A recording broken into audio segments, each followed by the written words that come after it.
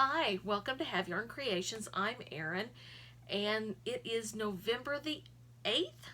No, November the 7th, 2021. It's a Sunday, and yes, it's daylight savings time. And I'm happy I got an extra hour's sleep, but you never get enough, right? Not enough sleep. So, I wanted to do a quick update. I have finished my son's uh, coat that I made for him. It remember that it is it puts on from the front. So here it is, and there's the arms. This is not the back of the coat. This is the front of the coat, and here's the arms. And then I can't do this with the arms on. So the arms, and it comes over this way, and then the hood comes behind the head and around, and buttons. So that's his coat. And then, so because he's in a wheelchair, and so then this will settle around him and keep him warm. I have noticed one. Okay, and yeah, okay. So I have these nice big beautiful buttons, which, because I did not add any fleece to this, it stretches. So I'm thinking I'm going to have to go around the buttonhole areas a little bit with maybe some white or something, just so it doesn't quite stretch so much, because it stretches this way and then it doesn't keep it tight enough when I button it. And I didn't give enough shoulder to it.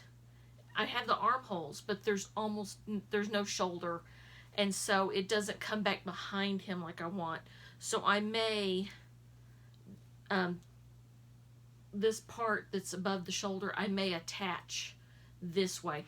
I'm thinking of another one. I may make him another one that's red and white, because I come from Norman, Oklahoma, which is OU Sooners, and I'm a big red and white fan for the OU Sooners. And then his high school is also red and white. The high school he goes to, that's their colors as well. So I was thinking about doing that. But I may be doing more attaching on the shoulders here as well, just so that it stays up better and it's not just staying up because of this that attaches. And the hood does have a back flap on it, so it goes back behind his head and neck area, so it overlaps some, but not enough. Maybe that's an idea. Maybe I'll do attachment there, maybe some snaps or something that'll snap it. So still brainstorming. I will let you know. My sister suggested that when I do my next one, to take you guys step by step through that. If you'd like that, please let me know. And mind you, now this, I can come up with a tutorial for it, but this is specific to him. So probably what I would do is tell you where to take measurements and how to get it that wide and stuff like that. How to brainstorm it yourself and get it to where you want it. The other thing I was telling you that I was working on was a hat for my husband, and I'm bringing this up close so you can see. It's got the star stitch, and what I did, so this is it completed, and I know the lighting's not good. It's actually a blue, a real pretty blue, and white. And this yarn is a combination of,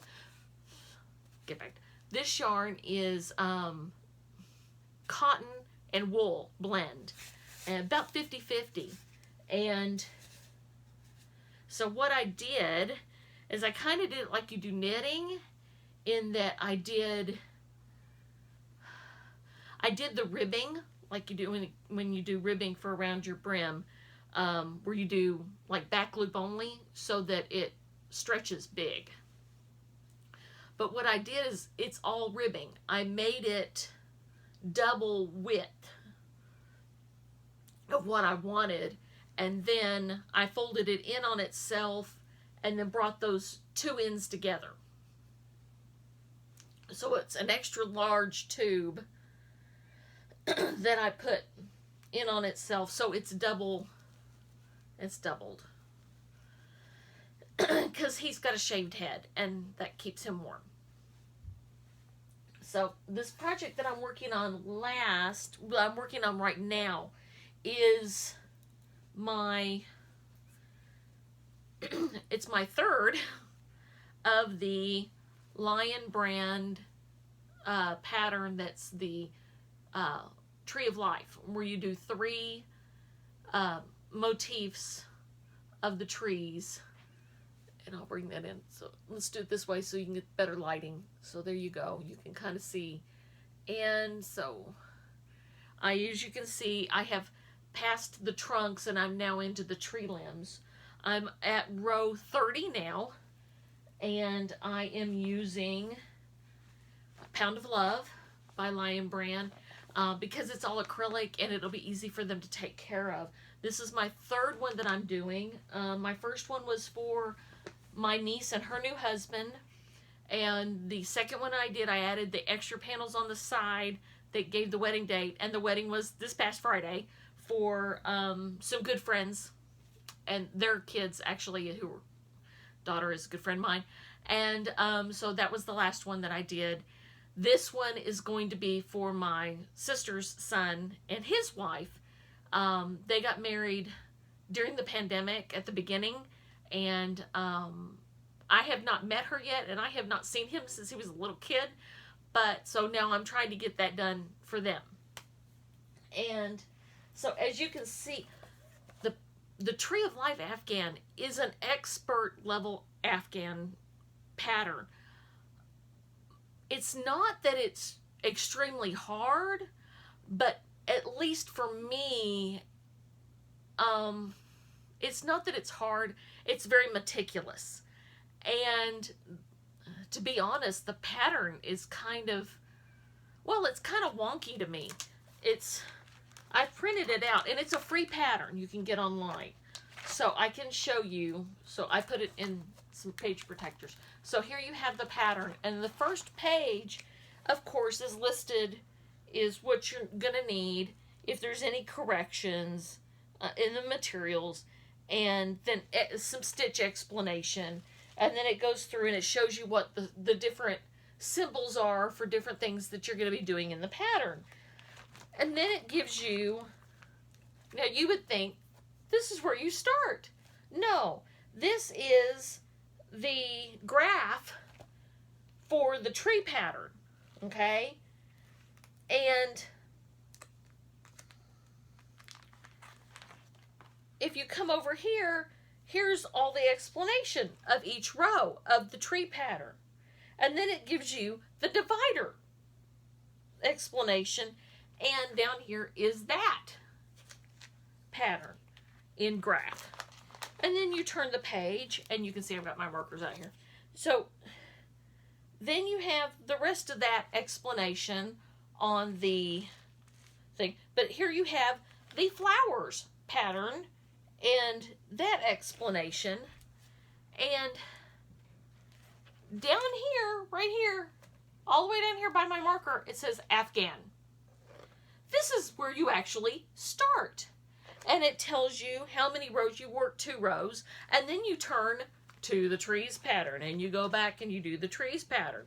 And so then after you finish the trees pattern, which finishes here, you come back and it tells you to do 2 more rows, and then, or something like that, and then you do the divider pattern. And then you've got to do the flower pattern. And then it tells you, so here is your Afghan pattern, and then here is the finishing edges pattern over here. So, it's just, to me, it's pretty wonky.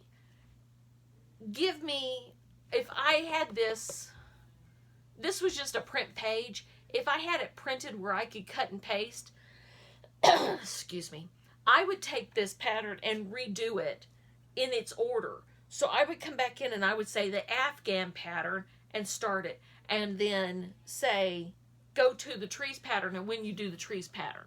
And then that would be next.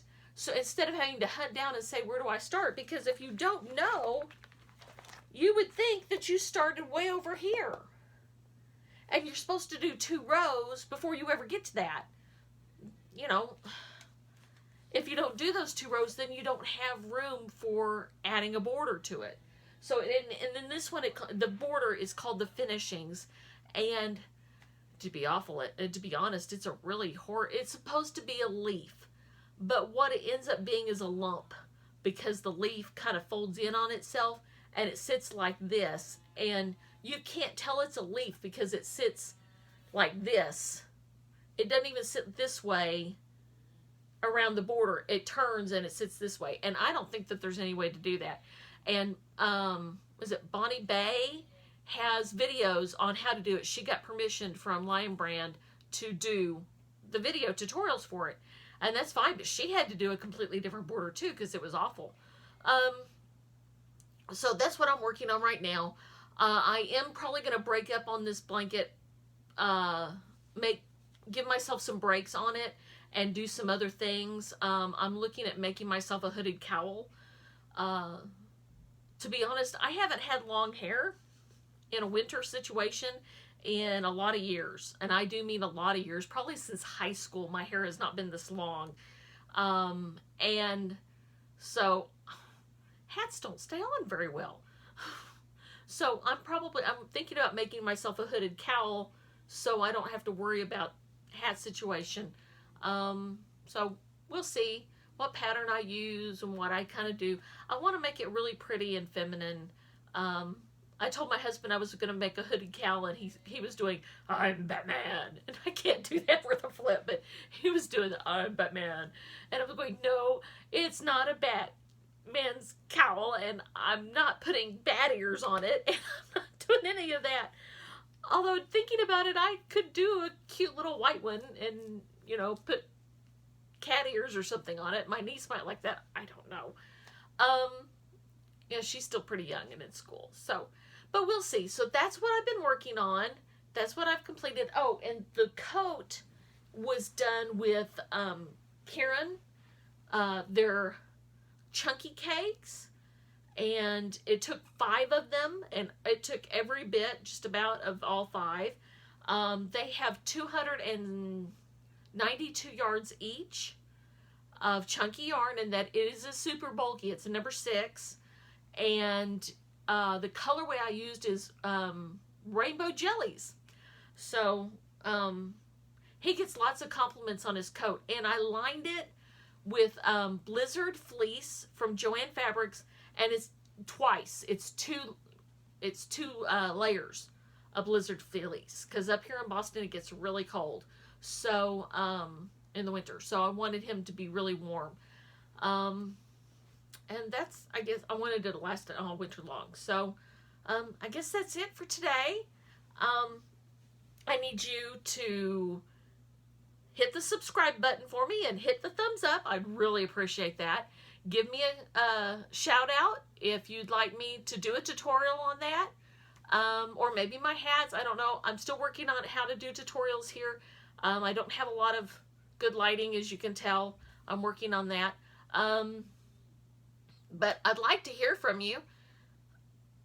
And do me a favor, try to be safe. And if you have yarn, be creative. Have a great day.